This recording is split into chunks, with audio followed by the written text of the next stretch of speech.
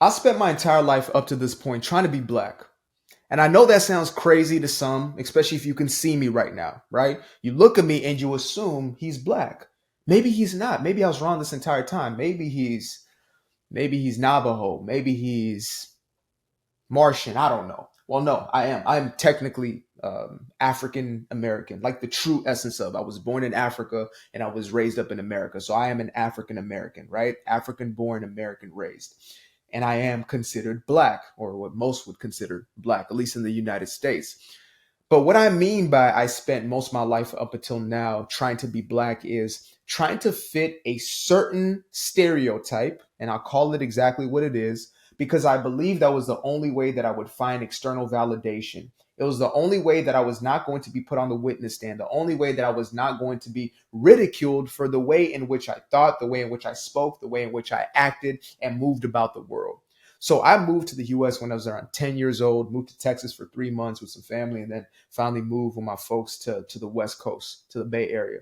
And a majority of my schooling in South Africa I was raised around Caucasian folk, right? White folk, as we would call them, as we would call them, still call them that. So I was raised around a lot of white folk. And so a lot of those cultures I understood, but then back home obviously was African culture. And everywhere outside of that school grounds was African culture. So that's what I knew. So when I moved to the United States, it was a complete culture shock. But the finesser in me was able to kind of pick up on the mannerisms, the characteristics, the way about life. And so I kind of got used to how things rolled here. And I started to mimic these behaviors, for survival reasons, really. I didn't want to stand out so much to where people would see that I was an outsider. No child wants that. None of us truly want that. And I wish we actually did. I wish we could allow ourselves to be individual, but most of us were conditioned that it is wrong or it is bad, or, to be somebody who stands out is going to mean that you are in threat or you're in danger. So when I moved to the US and I started picking up the ways of being here, I quickly realized that the way I spoke mattered, the way I dressed mattered, the way I moved about life mattered. And in order for me to not stand out too much, in order for me to blend into the status quo, into that stereotype, I had to speak in what we call ebonics, right? So I had to learn the slang and I had to saturate myself with that type of talk. I had to dress a certain type of way. I couldn't show up with the sweater vest and the ascot. Otherwise, I'd be called Carlton my entire life. If you don't know what Carlton is, make sure to check out The Fresh Prince of Bel-Air, the original, or Bel Air. Both incredible shows for different reasons.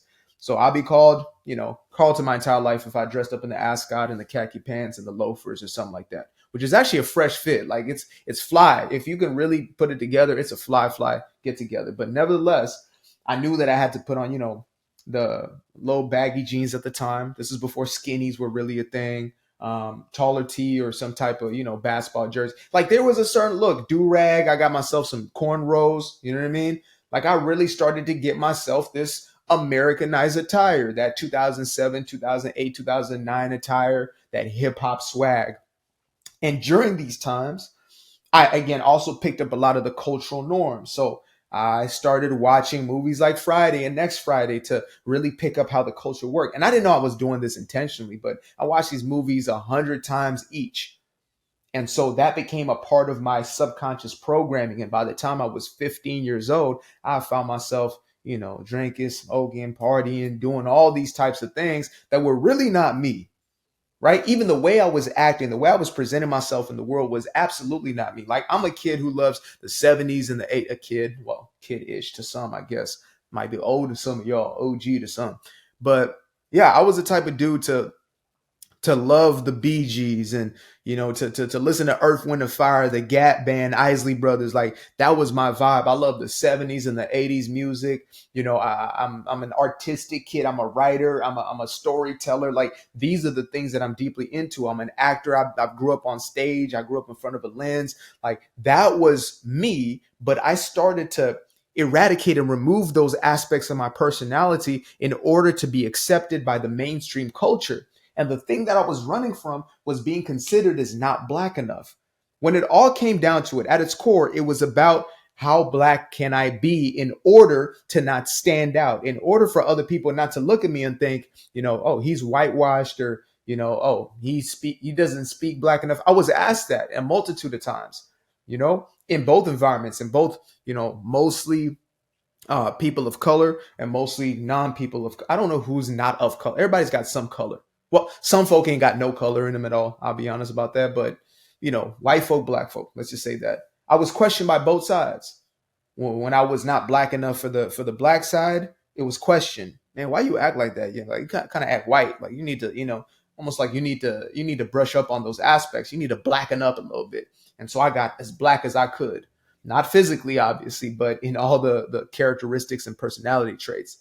And then on the white side, it was like, oh, like, you know, you seem like you're not full like all the black people, like you're pretty well spoken and you know what I mean? Like it was the exact same thing on both sides. It wasn't like too white for the black kids, too black for the white. I was still black, but they were like, oh, you're not, you don't seem like the rest, or the perception of what was being shown on television at the time, basically the perception that they got from hip hop music, the perception that they got from movies, television, etc., was not what I was fitting into 100%. They were still seeing the chink in my armor. They were still seeing something's off with this kid, this weirdo Aquarius kid. Something was there. And so I spent a majority of my life doing everything I could to make sure I tightened up on my blackness, to make sure that I demonstrated myself to the world as black as possible in order to be accepted, in order to be validated in the eyes of others. Because to not be so meant to be outsider, to not be that meant to be ostracized, quote unquote, right? And I didn't know what to do with that. I didn't understand the importance of self-validation. I didn't understand what self-worth was. I didn't understand what self-love was. I was also still a kid who was raised in a religious background, so a lot of these ideas were deemed as sinful or deemed as prideful, right? So I would have never even explored those aspects of living. Instead, I was preoccupied with showing people I was black enough. And it's really sad when we break down what we consider as quote unquote black enough. Like even as the black culture, as peoples of color, right? Or peoples of darker colors, I guess we'll say that on this side of the spectrum. It's sad what we consider as our own culture, like what we take upon ourselves, because it's really not black culture. This is, an indoctrination, belief systems that were handed to us and that came from a certain period of time. A lot of these came down from slavery, Jim Crow, right? Certain, let's say, administrations that were put into place to have us thinking in a certain way, in order for those in positions of quote unquote power to continue doing what they were, those that we would continue to see as being these power players. We would take their very definition of us, place it on ourselves, and then call that us, right?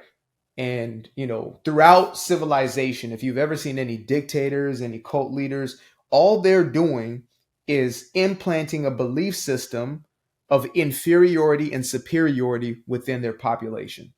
They're having you believe that you're lesser than, that you're a victim to life, that you cannot do anything, be anything, and I am the solution. And once they have that belief in you, it's easy to control an entire population. So I found myself in a place where I was taking these cultural tropes, right? I became a dope boy.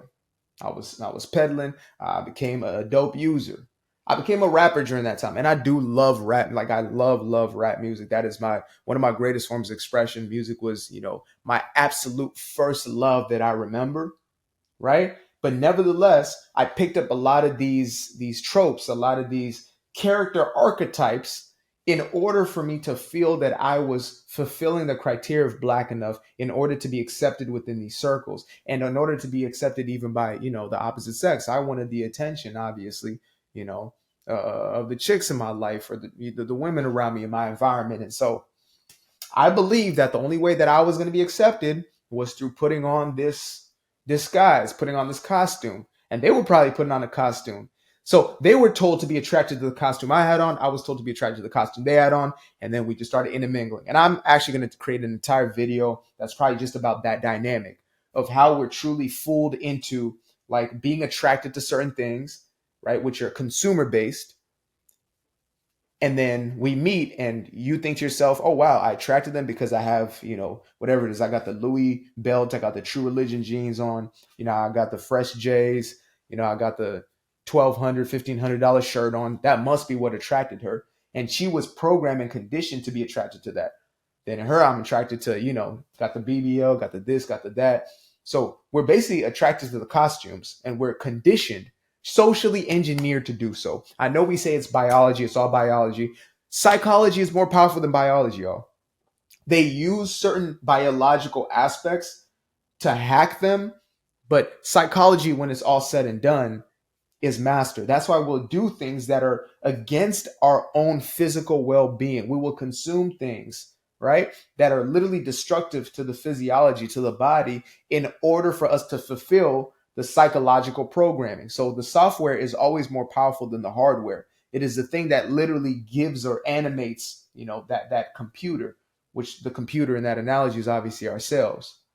So what we believe, the stories we tell ourselves, the social conditioning that has started from infancy, if not before, when we're still in the womb, that has a deep rooted effect on how we see the world and how we go about life and the things that we manifest as a physical reality. And for me, I was creating problematic situations. A toxic lifestyle led to toxic results. A toxic mentality led to toxic results.